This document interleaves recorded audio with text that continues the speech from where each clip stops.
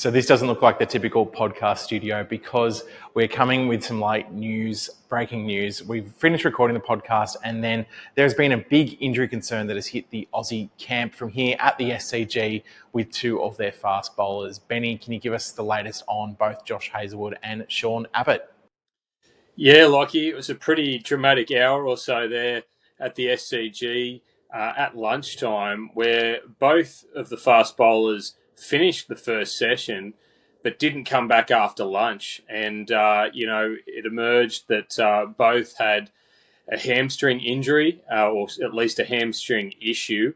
They call it hamstring awareness these days, don't they? I don't quite know what that means. But look, both of them went for scans, Lockie. We're still waiting on the official confirmation, I guess, of what's come from that. But Australian captain Pat Cummins has spoken. You were there for that, Lockie. And certainly the news on Josh Hazlewood seems more positive than the news on Sean Abbott, which is a shame for Sean. But as far as Australia's first test lineup is concerned, perhaps there's still a chance that it won't be interrupted. So it's a big wait and see. We're probably really not going to know for sure about Josh Hazlewood's place in the first test, I'd say, until deep into next week, given, they'll need to get to Perth and get him training and all that sort of thing. But Josh Hazlewood came out of his scan, from what we understand, pretty happy with how things went. So we'll await more details. But, not a great afternoon for Australia.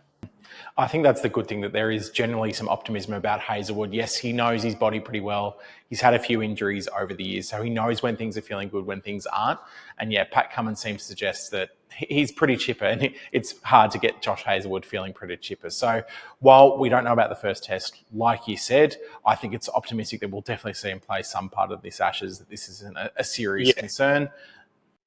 Definitely. But look, the first test in itself would be just a massive, massive blow when you consider that Pat Cummins is not playing the first test. If you took Josh Hazlewood out as well, wow, that is a disaster for Australia. It would probably almost certainly result in a debut for Brendan Doggett, which would be quite amazing. But to have, the two big guns out, and that's not downgrading how big a gun Mitchell Starc or Scott Boland is, obviously, but Cummins and Hazlewood out, England would be certainly have an extra spring in their step. Now, Lockie, the thing that I think is the big issue with Josh Hazlewood is that over the last 4 or 5 summers, he has had a bit of a run of breaking down, particularly in the first test. So I think 3 of the last 4 summers he's been injured in the first test of the series. So I guess what's happened at the SCG today, perhaps it was just a bit of tightness and Josh was just really on edge for anything. But that's, I suppose, what the Australian medicos will be weighing up over the next week. Even if it is just tightness and there's really nothing on that scan, can Josh Hazlewood be trusted to get through the first test? Because he hasn't been able to on a couple of occasions recently, and with Pat Cummins out, Australia really cannot afford to go a bowler down in the... Yeah, it's obviously concerning sides for the Aussies. They could be without 2 of their 3 main quicks, but Brendan Doggett could be a fantastic story. Crash will go into that more as this episode goes on, so stay tuned for the rest of the episode. If the pitches are flat, as Mitchell Starc sort of forecast yesterday, that could literally win England the series. Well, Australia is in a vulnerable financial predicament. I think it was $11 million in debt. If you lose day 4 of an Ashes test, never mind day 5, that's a multi-million-dollar affair. So I think if you're going 4 quicks and an all-rounder, or 4 quicks and and a part-timer, but if you're going 3 quicks, 2 all-rounders and a part-timer, that's not an 11 for me. I think you go with Nathan Lyon. I didn't realise until that conversation there was even a potential debate about Nathan Lyon. As an Englishman, if to start the Perth test and Nathan Lyon's not playing, I'd be like, this is the best day ever.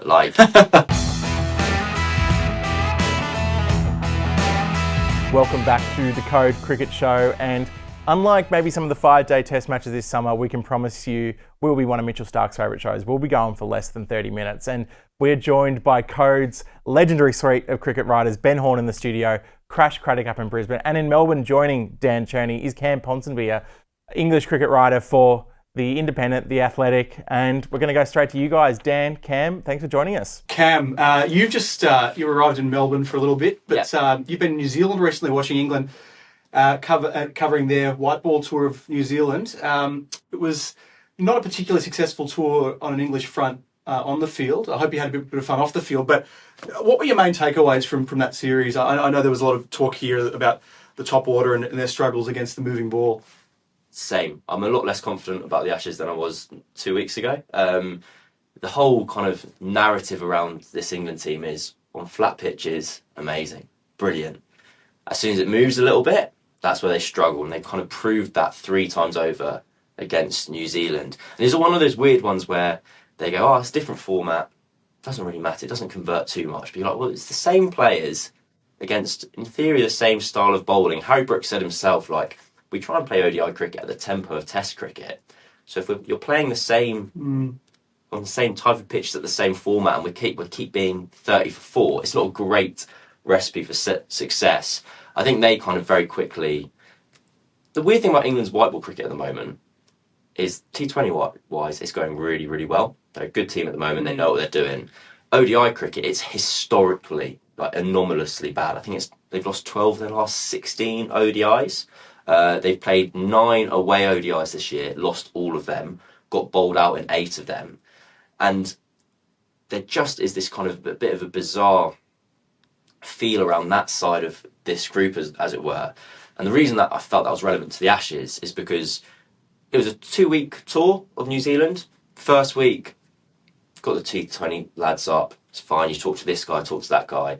As soon as the matches start being lost, like, you're chatting to Marcus Trescothick, you're chatting to Jeeta Patel, and there was just that kind of feeling from the group that it's not worth our time to stick up Ben Duckett or whoever. I really like Ben Duckett. I find it quite enjoyable when he says funny and bizarre things. But they thought, you know what, let's just hunker down, get through this week, and we'll get to Perth. Just on that, have you noticed that the English camp, and I certainly saw this when Mark Wood fronted the media in Perth last week, and he's also generally a pretty genial sort of guy. He's probably unlikely to stoke the flames regardless. But have you noticed that the English camp have been trying to sort of play the nice guys for now, at least? I don't know if nice guys is the right phrase. I think as the media in the UK, we've kind of shot ourselves in the foot a bit with the England camp, because, do I mean that? I think I do mean that, in that they used to say this kind of really wacky stuff. Go back to Ben Duckett, like, we'll chase whatever, the more the better kind of thing. And Rob Key came out at the beginning of 2025 and said we need to be more media savvy. And what that's kind of ended up with is just kind of, media savvy often means a bit drier, a bit more kind of, there's a bit of fear that you could say something that's going to get yourself in trouble. I remember I spoke to kind of Harry Brook at the start of the White Ball series, and he was just kind of very on message. He's like, we're here in New Zealand, we're focusing on this. And you're kind of like, but what about your vice captain of the test team? Like, that's amazing. Like, Ben Stokes, he hasn't finished the test series in like the last 4 he's played. Like, you could be walking out at the MCG. How amazing is that? He's like, we're just focusing on New Zealand at the moment. It just kind of, they're very much have kind of reined in and not wanting to kind of ruffle any feathers for now, at least. And do you have a general sense, in terms of maybe just the English public, sentiment on the ground, the sentiment from your readers, the level of optimism, level of confidence compared to, say, previous Ashes tours of Australia? I know you haven't necessarily done that many yourself, but even just as being a fan growing up, what's your sense? Optimism's way higher for this one than previous ones. But I don't know if it's optimism for like a positive result or just like carnage. It's like what's going to happen? Like, we know it's going to be 5. It's going to be 5 positive results in one direction. I feel like we're all kind of happy with that. Yeah. But I could not tell you. I was thinking about this last night. Like, inevitably, I felt like I was going to be like, if they ask you for a prediction, what are you going to say? And I was like, 4-1, like, either way. Like, I was like, there's no way. I was like, there's no way England are going to win 4. That's impossible. There is a general kind of, it's just going to be different. Like, Brendan McCullum, for this Bazball era, and I know they don't like calling it Bazball, but I'm kind of the opinion that things need a name. Like this, they're doing it. Your Cameron, for exactly, instance. Correct, thank you. And they won the first 10 of their first 12 Test matches. That's what I'm trying to say. Under Brendan McCullum, and since then they've been at around 50%. So since the first kind of mega successful period of this. It's been kind of middle of the road. And for that reason, I don't have massive reasons to be optimistic. I've just seen Zach Folkes, Blair Tickner kind of blow England's test batting lineup out of the water over and over again. But then you just know that they're going to bring something different. They are bringing this kind of mega, super fast, or as fast as an English team has brought out here, bowling attack. They've brought Will Jacks out just because they're like, well, that won't work. Maybe we don't need a spinner, so let's just back down to weight. They're going to give it a crack, and whether that still ends up 4 or 5-0 to Australia, it's going to be a different 4 or 5-0. So that's the optimism I have. We might lose 4-0 differently. I like it. All right, before we get into the next topic, we've got a special offer for listeners or watchers of this show, for those of us joining us on YouTube. Now, Benny, you're one of our many Code Cricket journos. $49 for 12 months of Code Sports. You get your in-depth analysis, you get your behind-the-scenes interviews and access, especially for a big summer coming up. It's not bad value, is it? $49, can't complain. It's cheaper than a round at the pub, I think, these days. And hopefully we'll be making a bit more sense than some of the yarns I've spun around the bar before as well. Absolutely, and it lasts for 12 months instead of 12 minutes. Hit the link in the description and you'll get all the details for the offer. What's your feel on what the England 11 will be in Perth? Are we going to see Jofra Archer? Are we going to see Mark Wood? What's happening in the number 3 position? How are England lining up, do you think? All right, so on the topic of whether they're going to play a spinner, I have no idea. Don't know if they're going to go for Bashir or not. I think that's a call they'll take when they get to the ground. I think it's increasingly feeling like if they can play Wood and Archer, they will. Because I remember having this, I think it was with Yaz Rana, who does the Wisdom podcast, and I think I said absentmindedly, like, you can't risk both Archer and Wood in one go. Like, it's too risky. And he's like, but risking them for what? Like, you need to win 3 matches. Like, the risk of only playing one of them is you're less likely to win, aka you're more likely to lose. So then you've got to win 3 out of 4. Like, this is the time where England will put their eggs in one basket. Mark Wood, all the comments out of the England camp and from Mark Wood himself is that, he's tracking to be ready for the first test. I saw him just bowling in New Zealand to no one, like, over and over and over again. He's bowled an awful lot since his last match, or since his last kind of surgery or flare-up of the injury. And number 3, I think England would have loved to pick Jacob Bethel. That was the way it was meant to work. Like, the kind of master plan here, whether kind of on record or not, was Ollie Pope's fallen down the pecking order. He's not the vice-captain anymore. There's this 6 white ball match series in New Zealand where Jacob Bethel has free rein to score as many runs as he wants. And they go, Carl, we can't leave him out. He didn't score any runs. So then all of a sudden it actually does look a bit peculiar if you do leave Pope out, who has this bizarre record of managing to average 35 in whichever way you cut his career statistics. If he does score his 1 century for the series at Perth, then we're kind of good, but also Stuck with him. We know what's going to happen. So I think the thing with Bethel that I find really interesting is he is this kind of wonder kid of the English generation, obviously with Bayesian heritage, and they've kind of acknowledged that they've mucked this year up for him, and he said that this year's not gone the way that he wants it to. He played all 3 test matches in New Zealand last year with Ollie Pope in the side as a wicketkeeper at 6. And then because he'd done so well, it was like, okay, he'll play test cricket. And because he'll play test cricket, he can go to the IPL, because it doesn't matter that he's missing the county championship section that overlaps there. But then there was the Zimbabwe test, which he also missed because he was in the IPL. Because he missed that, Ollie Pope got to go. Ollie Pope got to go, he scored 100. He scored 100, he kept his place in the side. And that basically meant that Bethel missed the county championship section for the IPL. Ollie Pope retook his sport, and because he retook his spot, he then didn't play any test cricket either. Bethel's hardly played cricket this summer. He's got a weirdly big, large record and sample size for England now in white ball cricket, but he's not this kind of completely unknown quantity that he was a year ago, which made the selection almost more exciting. Now he's played a little bit of cricket. He's a bit kind of out of nick at the moment, so I'd be surprised.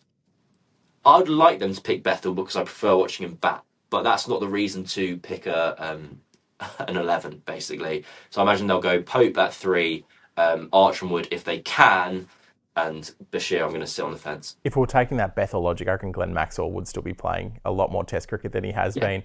But Crash, I want to throw to you, because obviously we've had a lot of talk over the last few years, but particularly in the lead up to this series, about, I guess, what is Bazball? Who's more obsessed with Bazball? Is it the British? Is it the English? Is it the Aussies? I mean, where do you sit in terms of how England under Brendan McCullum have kind of taken their cricket over the past few years, and how kind of set them up this series? I really like what they've done. And look, I tell you, a little thing McCullum's done is ban negative thoughts in the dressing room. And I really like that, because that's how Australia turned around when Stephen Moore had the no whinge, no whine, WYNE tour of Pakistan, and turned everything around.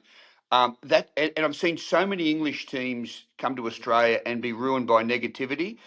And sometimes it's not even banter. I remember one team in the 90s had a perpetual video of Shane Warne going in the foyer just to familiarise themselves. But as one English batsman said to me, every second ball he bowled took a wicket. He said, by the time I was batting, I thought, this bloke doesn't bowl a ball that never takes a wicket, and psyched him out. So I like what it's done, but now comes the finessing, all right? You know, you cannot... I love the way they shocked the world. We all saw the state they're in before Bazball. It's a good thing. And I was talking to John Etheridge from The Sun recently, who said, you guys are a bit offended, aren't you? You're saying we own attacking cricket, don't we? He said, you're a little bit ruffled. And I had to concede he's right. There's that, like, if you're an apple pie specialist and someone makes a better one, you sort of go, yeah, it's all right, you know, but there's a bit of that. So that's why I'm loving this summer. And the other thing is, in the last 40 years, we've been craving to cover a close Ashes series in Australia. And you know how many there have been in that stage? 0. Not one. Not one close Ashes series in Australia. None. England won 2, and they won them easily, like dominant sort of thing, and Australia's won the rest. So hopefully this is it, Cam. I think it'll be fascinating. I enjoyed your thoughts. Cam, how's your apple pie recipe? Superb. One of the best going. Attacking shots, get it in the oven early. Let's look a little bit about what both the Aussies and the English can expect. Benny, we were at the SCG yesterday. We heard from Mitchell Starc, who took 4 wickets, bowled pretty well, but immediately after play kind of called out the docile SCG wicket and said, look, I don't care if tests are going 5 days, 2 days. Let's let the groundskeepers prepare the wickets that they want to make. It was pretty strong quotes, weren't they? They were. Like, they sort of caught my attention at the time, and, you know, I'm even more fascinated now sort of listening to Cam's summation of how England went in New Zealand, because, you know, really it's a huge decision. You know, the decision between matches going 5 days and filling the coffers for Cricket Australia, and we know that, you know, they are financially strapped at the moment, and obviously you just want more of a good thing, I suppose. You know, 5 days of cricket is better than 3.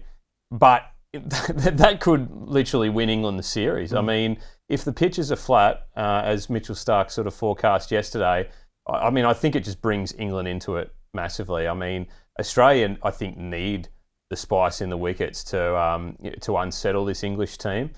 It's whether or not they can find the balance is going to be the question. My fear is that it might just go to one of the two extremes, and, you know, no one wants matches finishing in 2 days, 2.5 days. But nor do we want, you know, these boring slugfests over 5 days. So there's a lot of pressure on the curators around the country this summer. There really is. I mean, look, the SCG for a Shield game at this stage is probably not a great barometer for how the Test wickets are going to be. But certainly it was enough for Starc to be concerned.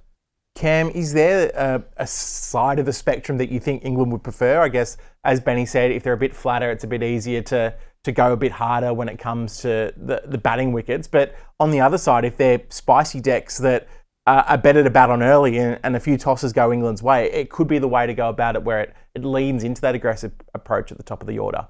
No, I think England would just be hoping they're as flat as possible. That's kind of what the route they've taken with wickets. In England, they've become flatter so that they can kind of make these big scores, cruise along at 5 and over without too many issues. I was thinking about this yesterday in terms of, it feels like it could be this might be nonsense, so tell me if it is. It could be like the kind of the series of the 30 or the 40. Whereas normally people are like, well, you need a big daddy 100 to win a test match. Whereas if the wickets are going to be lively, as they have been historically in Australia, it's about people contributing all the way down and chipping your way towards a score. And England, they're kind of an all or nothing team. When they win, it's spectacular. And when it's not spectacular, it can, well, crumble in a heap. I think this isn't a secret. This isn't something that journalists are going from afar. Oh, England struggle on livelier wickets. Like Brendan McCullum's saying it to us after the white ball series, and he made the distinction about, I think we're okay in Test cricket and it's an ODI problem. It's the same players, it's the same kind of tempo they're trying to play at. It's not, you'd rather these guys were coming into this series with runs under their belt rather than having all nicked off. I think something I'll be interested to see is Harry Brook did an interview with Michael Atherton, which I think they spoke just before the New Zealand series, and it just ran recently. And Brook referenced the fact that, because I remember Crash mentioned the need to finesse him for kind of baseball refinement. And Brook basically spoke about this shot he played against India in the final test where the match was won. I can't remember the exact figures, but Brook and Root were at the crease. England needed about another 60 or 70 kind of thing, and they had 7 wickets in hand, maybe 6, I can't remember. And Brook, on 100 odd, kind of ran down the wicket, tried to hit another boundary, thought if I can get 30 in the next 2 overs, game's over, it's done. And he said he got out, oh well, didn't care. He was like, we've won, how good's this? Walks into the dressing rooms, makes himself a toasty, turns around, Joe Root's next to him, and he's like, oh my goodness, like, we could be in trouble here. And he kind of looks back on that shot as like, yes, I do kind of regret that. I kind of do wish that I kind of had just put the game away. And that we never hear that England team, this England team talking like that. And whether that can translate in terms of being a positive loss, I don't know. Maybe that's just kind of being a bit of kind of baseball propaganda. The idea that they finally had that defeat and now they're coming out to Australia. They are going to put their foot down and try and score as quickly as possible. But maybe they won't keep going when the game's kind of not on the line, but when the game's there to be won, they might be a little bit more reserved in their approach. It looks like we're at least verging away from moral victory territory, which sounds like a win to start with. But Crash, something that you raised a couple of weeks ago here on this podcast that Benny and Mitch Starc kind of mentioned yesterday was that idea around revenue that, okay, we need to see longer tests. I mean, for you talking to people ahead of this summer, what's your sense on how strong it is, this want to make sure the tests go 4 or 5 days? Well, Australia is in a vulnerable financial predicament. In their last balance sheet, I think it was $11 million in debt. So they've had redundancies at Cricket Australia. So it's actually a serious thing because if you lose day 4 of an Ashes test, never mind day 5, I mean, that's a multi-million-dollar affair. Now, I don't reckon it'll happen. I think the need to create these green decks will override commercial interests. But I've got to say this, it's been a talking point. It really has. And, you know, it's, you know, no one wants a 2-day test. Brisbane had one a few years ago against South Africa. That is a categorical nightmare and unacceptable. But even 3's a concern and a financial hardship. So it is interesting, Lockie. I tell you, it has been talked about. So we wait with interest to see what happens. But I think green wickets will win the day. I really do. I just think they'll be spicy decks. I really believe that. And the other reason why Australia would be so desperate for the spicy wickets too is the bowling situation. Pat Cummins is out for at least the first 2 tests. They don't need flat wickets sort of, you know, grinding down other bowlers as well. But just on the whole topic of the pitches and what lineup the teams might go to as a result, if we do assume that Perth will be as fast and as lively as any pitch we see this summer, there was some comments from Mark Taylor recently about would Australia consider not picking Nathan Lyon in the first test in Perth and instead picking both Cam Green and Bo Webster. And look, Pat Cummins has already said that probably won't happen this summer, but Dan, it's a provocative sort of way of thinking, isn't it? Especially when, as Cam was saying before, that's probably what England's thinking. You know, Will Jacks or Jacob Bethel could well play in front of Bashir in the first test. But Dan, you were over in the West Indies when Lyon missed out. Could you see it happening in Perth as well? Look, Ben, I think Nathan Lyon has not had a particularly great start to the Sheffield Shield season. Stats would back that up. And probably his last 12 to 18 months, he has been a bit more of a peripheral member of this team. He was okay in Sri Lanka. He was good in Sri Lanka, but Matt Kuhneman probably played the leading role there. And then, yeah, as you touched on, left out in the West Indies, which sort of mentioned last week, I thought was sort of showed the folly of Steve Waugh's remarks that selectors haven't made tough calls when they left out Nathan Lyon for the first time in a decade. But I think if Pat Cummins was fit and they were leaving out Nathan Lyon and weighing up him and Scott Boland, that's a seriously tough call. And I think they would have been very close to making that decision, because if you're weighing up Boland in the form he's in versus Lyon the form he's in, who would England rather face? I mean, I know England say they don't fear Scott Boland, and Mike Atherton said that, but gee, I'm not sure about that. I think, though, in this instance, when you're talking about Green and Webster and you're talking about bits and pieces players, bits and pieces bowlers to a degree, and the fact that you've got Nathan Lyon, who does have a very good record in Perth, and where the bounce can actually help him. He's not necessarily a massive turner of the ball. He relies on the top spin, the overspin, and the bounce. I don't think that call would be made. The only time they went in with that sort of lineup that I can remember in recent times was fourth test of the 2023 Ashes, which went very poorly for Australia in Manchester. They were lucky they were saved by the rain in the end, and Marnus Labuschagne's really good century in the second innings. But they left Todd Murphy out. Now, I know Todd Murphy's not Nathan Lyon. They left him out, went for Cam Green and Mitch Marsh with the two all-rounders. They sort of lengthened the batting. It was neither here nor there 11. Travis Head had to bowl more than they needed him to, or they would have wanted him to. And it felt imbalanced. I think if you're going four quicks and an all-rounder, or four quicks and and a part-timer, that's one thing. But if you're going three quicks, two all-rounders and a part-timer, that's not an 11 for me. I think you go with Nathan Lyon. But as I said, Pat Cummins was fit, and you let him get to the back end of the series and all the quicks are fit and Lyon's not going overly well, then there may be another discussion to be had. But I think I'm sure they'll play Lyon. Cam, it feels like the one maybe piece on paper when you compare the two squads this summer is probably Nathan Lyon as a spinner compared to Bashir, especially in Aussie conditions where you look at Lyon's record over the last couple of years. I think he's averaging below 30 still in tests in Australia, whereas opposition spinners are kind of in the 70s. I feel like if England had a spinner of the calibre of Lyon at their disposal, they wouldn't even kind of be contemplating this. But where do you kind of think it fits in terms of the role spin will play, particularly for England this series?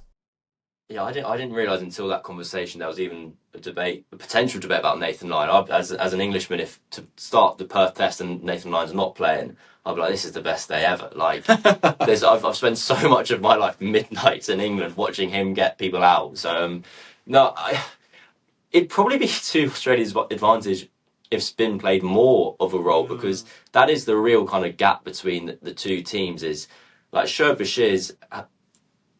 I always feel a bit bad when you start describing a cricketer by talking about how nice they are as a person, because you're kind of going off in a separate direction. Mitch Marsh syndrome. Yeah, he is really well liked, and his story is amazing. Like, it is the kind of story that every club cricketer will hang on to, in that, like, he got spotted from a social media clip. That's not like hyperbole. The county championship clipped him up bowling to Alistair Cook and won like his second game for Somerset. Ben Stokes saw it, sent it to Rob Key and Brendan McCullum, went, I think we need this in India. Like, that was literally his route to international cricket. In first class cricket, if you take away tests, his average is like 70, 80. Like, he's such a kind of inexperienced kind of player that they've just backed from nowhere, that they really believe in. But there's not really too much by the way of substance to go with it so far.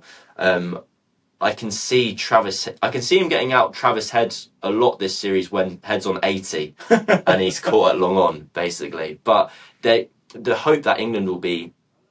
I'll give you a good example, actually, of this. So Liam Dawson played one test over the summer against India, and Liam Dawson was kind of the county cricket Norse's selection. It was like, why aren't you picking Liam Dawson? He's the best player in the country.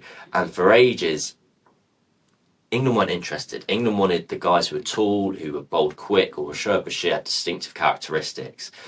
Dawson came in for the test match at Manchester, coincidentally, and didn't take a day 5 wicket, and India held out for the draw. And that kind of match was used by England as an example of like why they want Bashir, because they're like, yes, Dawson bowled beautiful tight lines, and Bashir might have gone at 5s across the day, but he would have bowled a ball. That's the kind of perfect off break and would have taken the important wicket. So that's where England see Bashir as a bowler. They think of him as like this X factor player who will produce a beauty at some point. And if it means he goes at 5s for the rest of it, then that's kind of a price they're willing to pay. But we'll see how old Bash goes. Australia's obviously got an interesting week with all the Shield players who are having one last run before the first test. Mixed results, you'd have to say, with Travis Head, I think, really needing a bit of time out in the middle. He didn't get much of it in the white ball series and missed out in the first innings for South Australia. But you'd have to say one really positive for Australia has come with Brendan Doggett taking another 5-wicket haul. We all know it's very likely that Australia will have to draw on their bench of fast bowlers this summer. And the fact that Doggett has stood up is just a huge plus. And Crash, you know a bit about Brendan Doggett's story, being a Queenslander. I guess, a couple of months ago we were wondering where Australia's next fast bowler might come from, but it looks like Brendan Doggett's really put his hand up. Ben, I think he's the most underrated story in Australian cricket and could be the story of the summer. And I know that's a big statement, but you think of this. When he was 20 years old, he was playing club cricket in Toowoomba and just meandering along, working as a carpenter and playing club cricket on the weekends and totally comfortable with where he was. Then he meandered down to Souths in Brisbane. He had never played junior representative cricket. No pathway system had recognised him. He was deemed an average, underage country quick who bowled in club cricket. And that was where he was planning to stay. He could be, he took 5 from the in the Sheffield Shield final, came back last week, took 5 again yesterday. He's moving towards something, Brendon. He really is. And he only went to Adelaide because his mate Nathan McSweeney was going. He said, well, I won't go if you don't go. Will you go? Yeah, I'll go. That sort of arrangement. And this is a good story. And the fact that he's Indigenous, we've only ever had 2 Indigenous Test cricketers, Scott Boland and Jason Gillespie, out of 440. It's an embarrassing statistic for Australia, a cringeworthy statistic. So this young bloke, who is no one's idea of a pin-up star, but he could come from the clouds and be the story of the summer. Dan, what do you think Doggett's chances are, and do you think there's maybe a specific test that he's potentially more likely to get that baggy green for the first time? I think they're reasonably strong. I mean, I think in terms of if you look at the pace depth chart for Australia, particularly, given Ben's comments, and I feel like I tend to agree and read between the lines that it's unlikely Pat Cummins will play until the 3rd test at the earliest. Look, I'm not sure Doggett you necessarily would identify as a pink ball specialist. Not to say that he couldn't succeed with the pink ball, but I don't think he's had any particular success with the pink ball. It's remarkable, as Crash touched on, to see where he's come from. I think he was for the Australia A series against India A at the start of last summer. I remember I think Mark Steckety went down and then Liam Hatcher went down. So he was like the 3rd choice, 5th quick for Australia A. And then he ran through India A and Mackay and he hasn't looked back. And just had a couple of these injuries, which he's now overcome. So, I think he's a pretty strong chance. I think he's got to be ahead of Sean Abbott, realistically. I think obviously Abbott, strengthens the batting, which potentially is an issue. But I think, you're in at stake wickets as a fast bowler, and I think Doggett's a better chance of doing that en masse. Maybe it's the 3rd test if you wanted to go down. I mean, say you get to Adelaide and Mitchell Starc's carried a heavy load. I know he's got a great record in Adelaide, but Adelaide's not the day-night test here. Who knows with Josh Hazlewood? Who knows with Scott Boland? Who knows with Pat Cummins? So it's hard to necessarily identify one. I think they will try as much as possible to get through with the 3 that will start, plus Cummins at least to start with. But, if you were trying to, put a percentage probability on whether Brendan Doggett will play this summer, bear in mind there's always a bit of a risk with him with the injury. I would say he's probably a 60% chance to play at some stage this summer. I could see a world where the 4 of them get through without him, but I think he's a fair chance of playing. And I have great confidence now, given how well he's been doing in Shield cricket for Australia, etc., that if he plays, he'll do well. Cam, I asked you before about England's lineup. What do you think about Australia's lineup? What lineup do you think England would least like to face? Because basically there's two options. One is Marnus Labuschagne opening the batting, which would allow Beau Webster to keep his place, Cameron Green bat at number 3. And option 2, of course, is Jake Weatherald debuting and Cam Green pushing back to number 6 with Marnus Labuschagne at 3. That seems to be Australia's preference in terms of they'd rather Marnus at 3 and Green at 6. But what do you think? Would England like their chances against a debutant Weatherald who, it must be said, has sort of had a bit of a middling season rather than an outstanding one so far? I remember talking to a colleague, a colleague of mine at The Guardian, Ali Martin, and he made this point about Australia. When Warner retired, he was like, I don't get it. Like, they're trying to replace an opener. It's like, no, but you're trying to replace not someone who averages 40. You're trying to replace the style of that 40, like the style of the runs, the impact of the runs. And I think that's what Weatherald potentially brings in terms of someone who sets the tone for an innings. I would think England would much prefer having Labuschagne opening the batting, Cameron Green at 3, Webster at 6, than if you've got a guy who's throwing some punches at the top of the order and then Marnus Labuschagne, who's now deciding to score 100 every single time he bats. Had Marnus Labuschagne not been scoring all those runs, then it might have been a different answer. But I think in terms of, as I mentioned earlier, the fact that it feels like these games could happen quickly, things could happen in a hurry, to have Weatherald at the top of the order, yes, he's unproven at the international level, but throwing some shots right up at the top, and you've got that middle order, which is just is excellent. You've got Labuschagne, if he's back to his best, a very fine player. Smith and Head through 3, 4, 5. That's just such a strong kind of batting core that would be, well, in short, Weatherald opening, Labuschagne 3, Green 6, I think would be the lineup that England would least like to face. Cam, I want to give you the final word. You said 4-1 either way. Has this last 30 minutes kind of helped sway you one way or another? Honestly, if someone could just guarantee me England win one of the first 2, I'll be delighted. As long as it's live, I'll be fine. 5-0 England. There we go. 5-0. There's your social clip.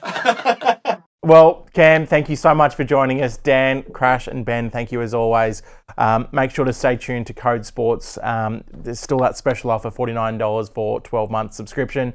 You can get all your exclusive analysis and in-depth behind-the-scenes coverage of the Ashes, which is only about a week or so away. So we'll catch you next week.